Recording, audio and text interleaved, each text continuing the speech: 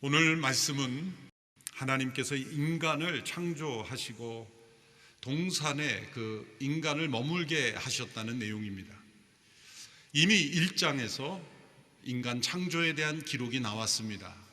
1장 26절 27절의 말씀에서 인간을 하나님의 형상대로 지으셨다라는 말씀을 6일 창조 때 말씀하셨습니다. 그런데 2장에 이르러 또다시 인간 창조에 대한 말씀을 주십니다.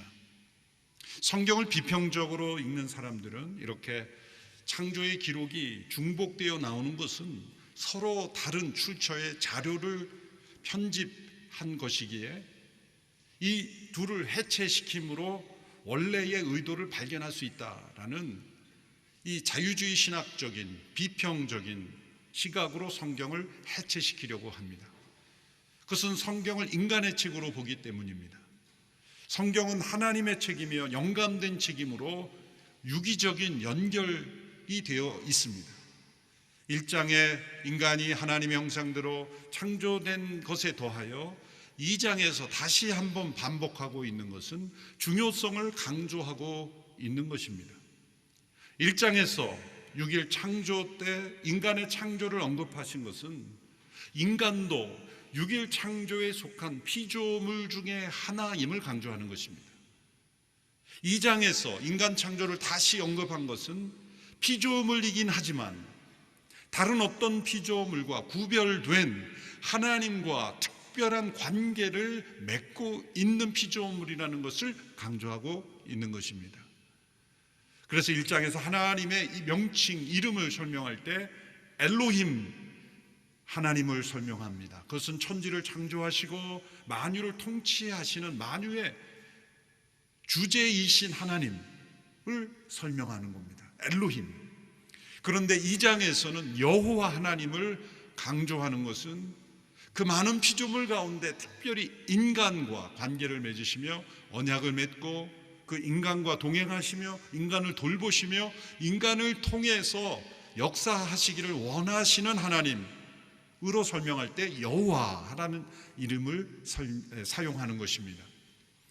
그러면 1장에서 천지를 창조하신 하나님께서 2장에서는 이 지구상의 한 지역으로 정해진 에덴 동산 안으로 들어오셔서 그 인간과 교제하시고 말씀하시며 동행하시는, 임재하시는 하나님에 대하여 설명하고 있는 것입니다. 이처럼 인간은 다른 어떤 피조물과 달리 독특한 하나님과의 관계 속에서 지음받은 피조물이지만 다른 피조물과 다른 하나님의 형상으로 지음받은 독특한 존재임을, 고귀한 존재임을, 그리고 특별한 존재임을 2장에서 설명하고 있습니다. 그래서 2장 7절에 보면 하나님의 형상대로 지음받던 설명에 더하여 이제 이렇게 말씀하고 있죠. 7절의 말씀을 함께 읽어보겠습니다. 시작. 여호와 하나님께서 땅에서 취하신 흙으로 사람을 빚으시고 그 코에 생기를 불어넣으시사 사람이 생명체가 됐습니다. 다른 모든 생명체들은 말씀하심으로 존재하게 하셨지만 인간은 흙으로 그 몸을 지으시고 하나님의 호흡, 생기를 불어넣어 주심으로 살아있는 생명체가 되게 하셨다는 상세한 설명을 하고 계십니다. 세상에서 가장 흔한 흙으로 그 몸을 만드셨지만 하나님의 호흡, 생기를 불어넣으심으로 가장 고귀한 존재가 되게 하신 것입니다. 이 말씀은 인간은 오랜 시간의 진화와 변이의 과정을 거쳐 동물에게서 나온 존재가 아니라는 것입니다. 하나님의 특별한 친히 위대한 토기장이신 하나님이 그 몸을 흙으로 지으시고 생기와 호흡을 불어넣으심으로 생명체가 되게 하신 하나님의 형상을 따라 지음받은 독특한 존재라는 것을 말씀하고 있습니다. 하나님의 창조를 부정하는 진화론자들은 동물과 인간의 유사성과 또 유전인자의 공통점을 근거로 하여 열등한 동물에서 더 고등한 동물로 이렇게 진화됨으로 결국 동물로부터 사람이 나왔다고 주장합니다만, 그 동물과 인간의 유사성은 진화를 설명하는 것이 아니라 하나님께서 종류대로 창조하셨지만 인간이 그 모든 동물들까지도 지배하고 통치할 수 있도록 하시기 위한 하나님의 의도였던 것입니다. 그래서 동물들은 인간의 형상과 모양을 따라 창조된 겁니다. 인간은 하나님의 형상과 모양을 따라 창조된 것입니다. 왜 동물을 인간의 형상과 모양을 따라 창조했을까요? 그래야만 인간이 동물들을 통치할 수 있기 때문입니다. 어떻게 그 수많은 동물들을 연약한 인간이 통치할 수 있습니까? 신기하지 않습니까? 단지 지능이 좋기 때문일까요? 아닙니다. 동물들의 생태계를 분석할 수 있는 능력은 그 동물들과 대화할 수 없음에도 불구하고 그 동물들을 다스릴 수 있는 것은 인간을 닮은 존재로 동물을 만드셨기에 인간 안에 있는 심리, 행동 방식, 습관, 그것을 동물에게 적용하여 실험해 보았을 때 그대로 작용된다는 것을 인간들이 깨달았기 때문입니다. 그래서 동물들을 훈련하는 거 보면 먹이를 통해서건 어떤 자극을 통해서건 심리적인 압박을 자극을 통해서든 인간에게 적용될 수 있는 그대로의 적용을 했을 때 그 동물들이 작용되는 것을 보면 하나님께서 인간을 통하여 이 피조 세계를 다스리려고 하신 것, 그 의도가 나타나는 것입니다. 그러나 인간은 동물과 비교할 수 없는 하나님의 생기가 유일하게 담겨 있는, 하나님께서 오직 인간에게만 하나님의 호흡을 넣어주심으로 하나님과 교통할 수 있는 존재로 만드신 것입니다. 그러므로 우리에게 눈이라는 기관이 몸에 달려있는 것은 하나님이 보시는 분이기 때문입니다. 우리와 같은 눈이 하나님께 있다는 뜻이 아닙니다. 하나님은 영이시기에 우리와 같은 눈은 없으십니다만 하나님은 모든 것을 보시는 분이기에 그 하나님 형상의 기능의 일부를 우리에게 넣어주자 눈이라는 기관을 만들어 준 것입니다.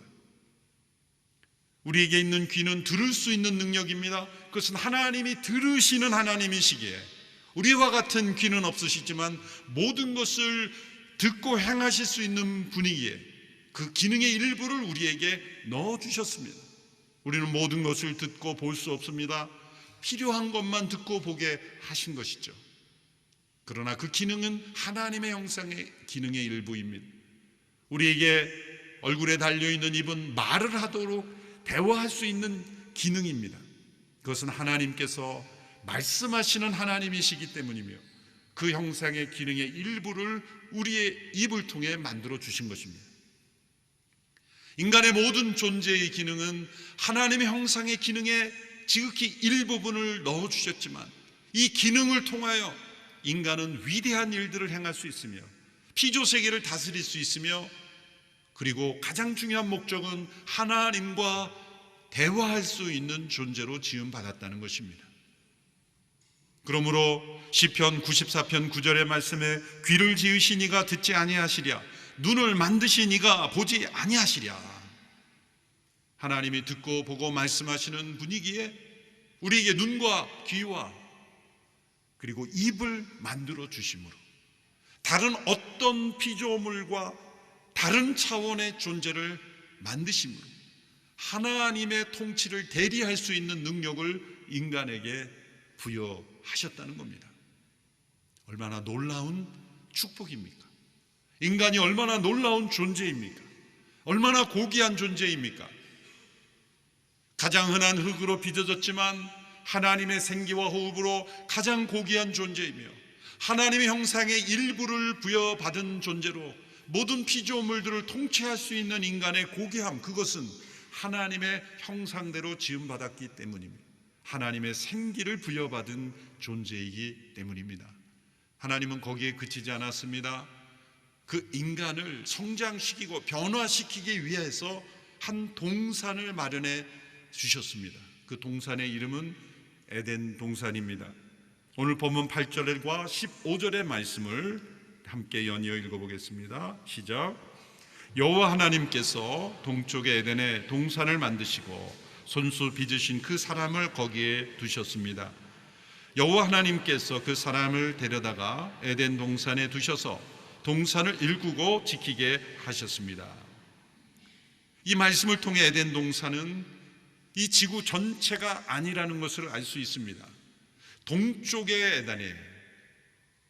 남쪽, 북쪽, 서쪽이 아니라 동쪽이라는 구체적인 방향과 일정한 지역을 말씀하시는 것이죠. 또 후에 아담과 하와가 타락했을 때 에덴 동산 밖으로 추방되어 정반대 방향으로 추방된 것을 통해 볼 때 지구 전체가 에덴 동산이 아니라는 것입니다. 에덴은 동쪽의 어느 한 구체적인 장소와 지역, 그 영역을 의미하는 것이었습니다. 오늘 본문에 보면 그 장소를 추정해 볼 수 있는 위치 지명이 나오죠. 그 에덴으로부터 4개의 강이 발원하여 흘른다라고 말씀했죠. 4강의 이름이 나옵니다. 비손, 기혼, 그 다음에 티그리스, 유프라데스. 앞에 비손과 기혼은 오늘날에 알려져 있지 않은 지명인데 뒤에 티그리스와 유프라데스는 지금도 이라크를 가로질러 페르시아만으로 흘러내려가는 강들의 이름입니다. 그러므로 그쪽 어딘가에 존재했을 것이라고 우리는 충분히 추정할 수가 있습니다. 그러나 장소의 위치는 중요한 것이 아닙니다. 왜 이러한 동산이 필요했는가라는 것입니다. 에덴 동산은 하나님께서 창조하신 인간이 하나님의 의도와 목적대로 만물을 통치하는 대리자로 하나님이 원하시는 그 나라의 백성으로 성장하기 위해서 하나님께서 만드신 동산이었습니다. 그냥 놀고 먹는 동산이 아닙니다. 일을 하는 동산이었습니다. 그러나 그 기쁨이, 그 일이 기쁨이 되고 즐거움이 되는 동산이었습니다. 에덴이라는 이름 자체가 기쁨으로 둘러싸여 있다라는 의미입니다. 타락이 들어오기 전에 일은 기쁨이었습니다. 일할수록 기쁨이 충만한 것입니다. 하나님의 의도는 이 에덴 동산을 모범으로 하여 그 에덴 동산 밖의 지구가 우리가 생각하는 것보다 훨씬 아름다운 동산이었지만 더 아름다운 동산으로, 또 다른 에덴, 더 나은 에덴으로 하나님이 주신 창의성을 가지고 그 지구 전체를 개발해가는 일을 주신 것입니다. 제가 들어오기 전에 아담과 하와에게 있었던 그 놀라운 능력을 가지고 하나님은 지구 전체를 하나님의 나라로 개척해가는, 개발해가는, 그러나 그 일 자체가 그들에게 큰 기쁨이 되고 하나님께는 영광이 되는 그러한 계획으로 에덴을 만드신 것입니다. 그 동산에서 하나님의 뜻대로 행복하게 그저 잘 살기를 우리는 바랬지만 긴장을 일으키는 하나님의 명령이 덧붙여집니다. 그것이 9절과 16절, 17절의 말씀에 나옵니다. 함께 읽어보겠습니다. 시작. 그리고 여호와 하나님께서는 보기에도 아름답고 먹기에도 좋은 온갖 나무가 땅에서 자라게 하셨습니다. 동산 한가운데는 생명나무가 있었고 선악을 알게 하는 나무도 있었습니다. 16절. 여호와 하나님께서 아담에게 명령해 말씀하셨습니다. 너는 이 동산의 각종 나무의 열매를 마음대로 먹을 수 있다. 그러나 선과 악을 알게 하는 나무의 열매는 먹지 마라. 그것을 먹는 날에는 내가 반드시 죽을 것이다. 동산에는 아름답고 먹기 좋은 많은 나무들이 있었습니다. 그런데 오늘 본문은 그 중에 동산 한가운데 있는 2개의 나무에 초점을 두고 설명하고 있습니다. 다른 나무들은 맛이 없고 그리고 아름답지 못하다는 뜻이 아니죠.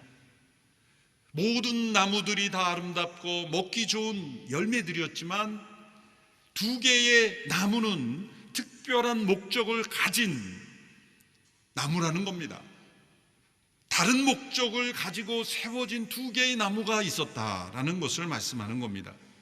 하나의 나무는 생명나무라 불려졌고 또 하나의 나무는 선악을 알게 하는 나무라 불려졌습니다. 왜 이 두 나무이겠습니까? 앞서 말씀드린 인간의 존재는 어떻게 구성이 되어 있습니까? 흙으로 그 몸을 만드신 육체가 있다면 하나님의 생기와 호흡으로 형성된 인간의 영혼이 있습니다. 이 육체와 영혼이 함께 하나 되어 생명체를 이룹니다. 이 둘을 분리할 때 죽음이죠. 뗄 수 없는 겁니다. 서로 작용을 일으킵니다. 육체가 영혼에 영향을 주고 영혼이 육체에 영향을 주는 존재입니다. 그런데 구분하여 본다면 인간은 육체와 영혼이 결합된 존재이죠. 흙으로 만들어진 육체와 하나님의 호흡 생기로 만들어진 그러한 하나님의 형상입니다. 이 두 나무는 인간의 육체와 영혼의 각기 하나님의 목적을 통해서 인간을 더욱 성장과 변화시키는 목적으로 하나님께서 특별히 목적을 가지고 세우신 두 개의 나무인 겁니다. 먼저 생명나무는 인간의 육체에 하나님이 뜻하신 영향을 주는 나무이고, 선과 악을 알게 하는 나무는 인간의 영혼, 정신, 의식에 영향을 주는 나무인 것입니다. 먼저 생명나무에 관하여 말씀을 드리면, 이 생명나무가 어떤 의미에서 다른 나무들과 다른 것인가? 동산에 있는 다른 모든 나무들도 인간의 육체적 생명을 지탱하기 위해서 존재하는 것이죠. 배고픔을 해결하고 또한 인간의 자연적 생명을 유지시켜 주는 나무들입니다. 그러면 이 생명나무는 왜 생명나무란 이름을 붙여졌을까요? 그것은 단지 자연적 생명만을 지탱하는 목적이 아니기 때문입니다. 특별한 목적을 가진 나무이기 때문입니다. 인간의 자연적 생명만을 지탱하는 것이 아니라 이 나무를 통해서 하나님은 인간의 육체가 영광스러운 상태로 변화되도록 기획하신 것입니다. 지금은 하와도 없는 때죠. 오직 첫째 아담만 있을 때입니다. 그 아담의 몸은 하나님께서 하나님의 형상으로 지으셨지만 성장이 필요했습니다. 성장이 필요하다는 것은 죄가 없는 상태이죠. 우리는 사실 죄가 없는 상태를 상상하기조차 어렵습니다. 죄가 없는 상태를 상상하는 그 상상 속에도 죄가 들어있기 때문이에요. 그런데 죄가 없는 이 아담의 몸의 상태이지만 죄를 지을 수 있는 상태입니다. 죄가 후에 들어왔으니까요. 그러니까 현재 아담의 상태는 죄가 없지만 죄가 들어올 수 있는 상태예요. 그럼 하나님은 그런 상태에 계속 머무르기를 원하셨겠습니까? 아닙니다. 하나님이 의도하신 것은 죄가 없는 상태에서 죄가 들어올 수 있는 상태이지만 점차 성장하여 죄를 전혀 지을 수 없는 상태로 변화되기를 원하신 것입니다. 그 말이 그 말 같은데 라고 지금 혼동해하면 포기하고 그냥 잠시 취침하자 그렇게 원하시는 분이 있는 것 같아요. 죄가 없지만 죄를 지을 수 있는 상태인데 하나님은 거기에 머무르지 않으셨어요. 이 생명나무를 통해 죄를 지을 수 없는 상태로 영광스럽게 변화되기를 원하신 거예요. 그래서 특별한 열매를 기획하신 겁니다. 물론 이것은 선악을 알게 하는 나무도 연관이 되어 있는 겁니다.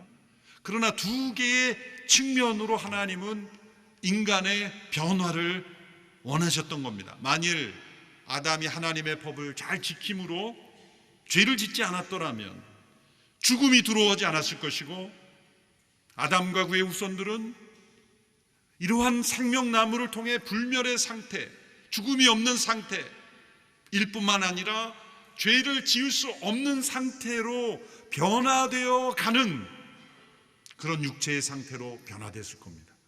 어떻게 그런 열매가 있을 수 있습니까? 의문을 가질 수 있죠. 인문 자연과학적으로 생각하는 분들은. 아브라함 카이퍼라는 화란의 수상이자 교육가이자 또한 신학자 목회자였던 분은 이 생명나무를 설명하면서 어떻게 그런 나무가 있을까? 라는 질문에 대하여 이렇게 생각해 보라는 겁니다.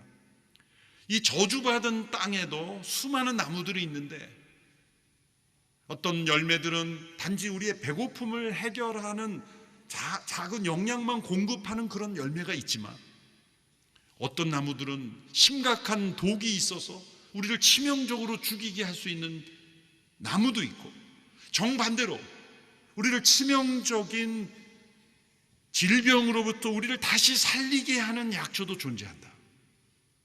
놀라운 것은 사람들이 약을 만들 때 치명적인 독의 지극히 일부분을 적절하게 쓰면 사람을 살리는 약이 된다는 거예요.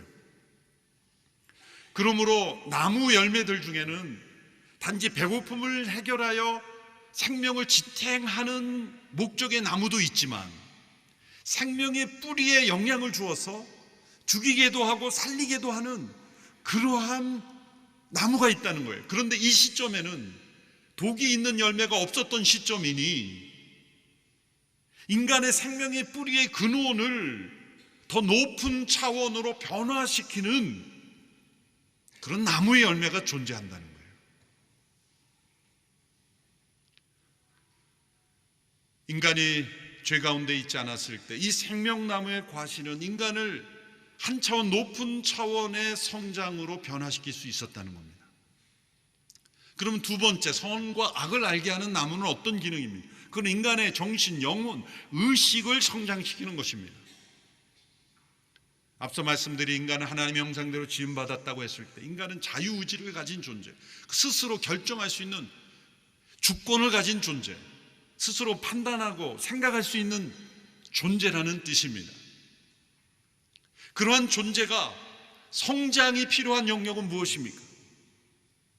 인간이 받은 이 자유의지가 하나님의 뜻과 목적에 부합하는 방향으로 그 자유의지를 사용하고, 그리고 그 자유의지를 통해 영광스럽게 되어 죄가 없는 상태, 그리고 죄를 지을 수도 없는 상태로 그 영혼이 훈련되어 성장하기를 하나님 원하셨던 겁니다.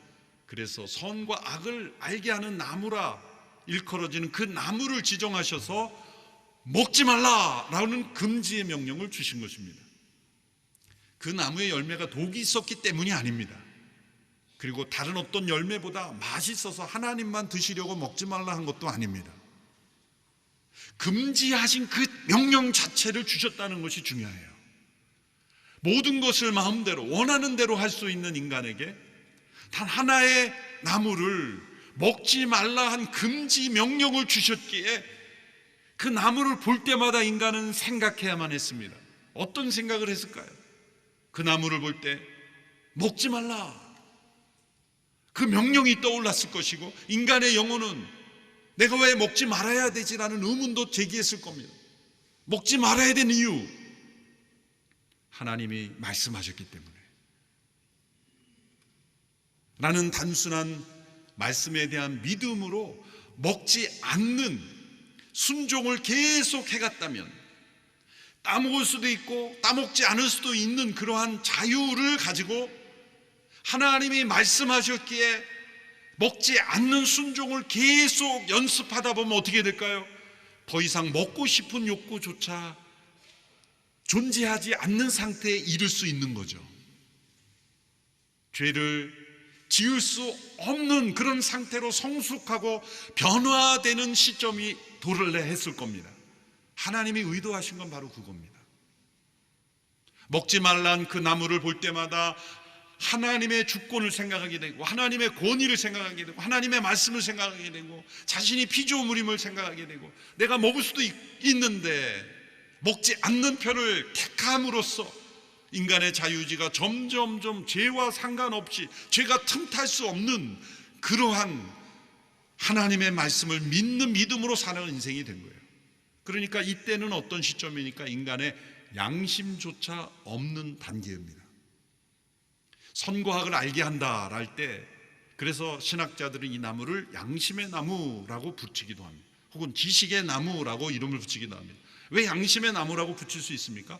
선과 악을 안다는 자체가 양심이라는 표현이에요. 여러분, 양심은 좋은 거죠. 그런데 죄가 들어온 이후에 들어온 게 양심입니다. 죄가 없을 때는 양심이 필요가 없습니다. 양심이란 건 뭔가 자신이 잘못 행했을 때, 내가 이거 잘못 행했네, 내가 옳고 그름에서 잘못된 쪽이네, 아니 좋은 쪽이 이것이네, 선과 악을 비교하여 스스로 판단할 수 있는 능력이 양심입니다. 오늘날에도 나는 하나님을 믿지 않지만 나는 양심적으로 산다고 말하지만, 인간의 가장 순수한 양심도 상대적일 뿐입니다.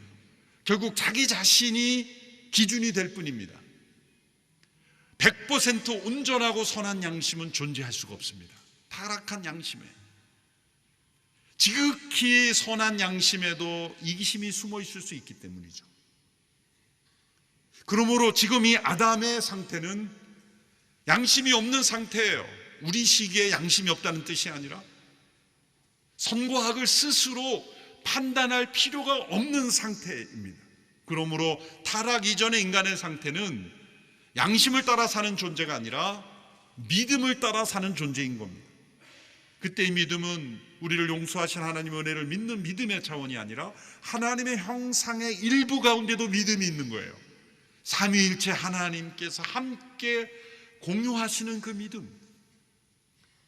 그래서 하나님은 그 믿음이, 씨앗과 같은 믿음이 이 금지된 나무의 명령을 통해서, 그 명령을 통해서, 이 시험의 나무를 통해서 그 씨앗과 같은 믿음이 점점 자라나기를 원하신 거예요.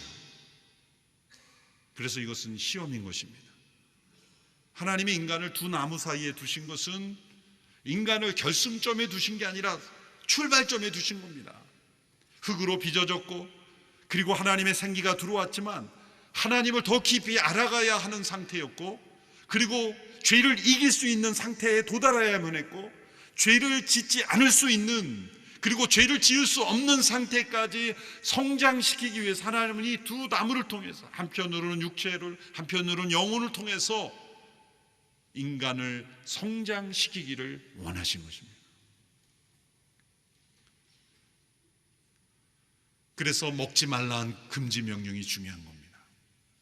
그리고 아담이, 하와가 창조되기도 전부터 이 명령을 받았기에 아담의 행위는 곧 모든 인류의 행위가 되는 거예요.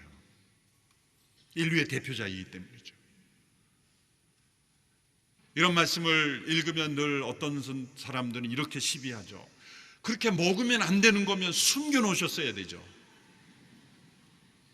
천사들을 배치해서, 경찰 천사들을 배치해서 접근 못하게, 가까이 가려고 그러면 접근 금지시키고, 고압전류가 흐르는 그런 울타리를 만들어서 먹지 못하게 했으면 타락이 없을 거 아닙니까? 인간이 어떤 존재인지를 깨닫지 못한 질문이에요. 먹지 못하게 해놓고 먹지 말라는 명령이 필요가 없는 거예요. 먹을 수도 있고 먹지 않을 수도 있는 상황 속에서 먹지 말라는 명령을 시험을 통해, 인격적인 그 선택을 통해서 그것을 먹지 않아야 선장이 이루어지는 것 아니겠습니까? 그래서 인간의 타락은 실수가 아닌 겁니다. 의도적인 불순종인 거예요. 동산을 거닐다가 아담과 하와가 야간 산책을 하다가 배가 고파서 따먹었더니 불사 새벽에 보니 그 열매였더라. 그게 아니에요. 그래서 말씀에, 그 함축적인 말씀에 나오는 게 보암직도 하고 탐스럽기도 하고, 그거 뭐냐면 그 열매를 보고 계속 생각했다는 거예요. 어떤 생각? 우리가 왜 못 먹어야 돼? 왜 먹지 말아야 돼? 그럴 때마다 어떤 시험을, 답을 했어야 됩니까? 하나님이 말씀하셨으면 안 먹는 게 우리의 도리야. 그리고 끝냈어야 되면. 그런데 사단이 파고 들어온 거죠. 그걸 먹는 날에는 하나님처럼 될까 봐 하나님이 질투해서 먹지 말라는 거야. 너희들이 그걸 먹어야 진짜 인간다워지는 거야. 너희들에게 단 한 가지 금지 명령도 주어진다면 너희들은 진짜 자유로운 인간이 아닌 거야. 너희들이 원하면 그것도 범할 수 있어야 돼. 부추긴 겁니다. 여러분, 모든 것을 마음대로 할 수 있는 자유와 단 한 가지 금지된 명령, 이것 중에 어느 것이 더 중요합니까? 어느 것이 더 귀합니까? 단 한 가지 금지 명령인데 왜 하나님이 한 가지를 금하셨을까요? 두세 가지 나무를 금하셨으면 헷갈렸다고 아마 변명할까 봐 한 가지만 금하신 거예요. 그런데 그것을 어긴 거죠. 그래서 그것은 의도적인 불순종인 겁니다. 그 결과를 우리는 잘 압니다. 하나님과의 관계가 깨어지고, 부부간의 관계가 깨어지고, 자연과의 관계가 깨어지고, 자기 자신과의 관계가 깨어져서 두려움과 의심, 불안, 공포, 변명, 수많은 인간의 죄악이 들어온 것은 인간의 영혼의 성장이 깨어져 버리고, 그 결과 육체의 건강 또한 깨어져 버린 거예요. 두 나무를 통해 하나님께서 계획하신 목적이 깨어진 겁니다. 그런데 성경은 그것이 끝이 아니라는 겁니다.